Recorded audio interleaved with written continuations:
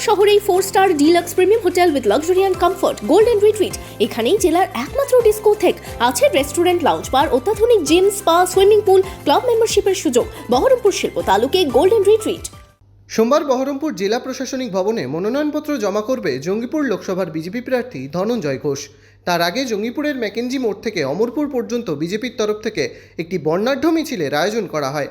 জঙ্গিপুর লোকসভায় ভোট রয়েছে 7ই মে। এদিন সকালে বিজেপি কর্মী সমর্থকদের সঙ্গে নিয়ে মিছিলের মধ্য দিয়ে মনোনয়নপত্র জমা দিতে গেলেন বিজেপি প্রার্থী ধনঞ্জয় ঘোষ।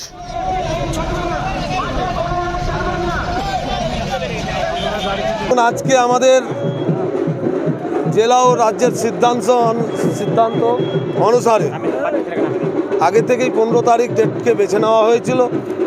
আজকের এই শুভ দিনে আজকে আমরা ডিএম অফিস, যেহেতু প্রশাসনিক অফিস আমাদের বহরমপুর, নমিনেশন সেখানে করতে যাব, কিন্তু যেহেতু এই জঙ্গিপুর লোকসভা প্রার্থী আমি, সেই জন্য আমরা জঙ্গিপুরের বুকে পদযাত্রার মাধ্যমে ম্যাকেঞ্জি ময়দান থেকে আমরা উমরপুর পর্যন্ত পদযাত্রার মাধ্যমে আমরা যাব এবং সেখান থেকে গাড়ি করে আমরা বহরমপুরের উদ্দেশ্যে রওনা হব।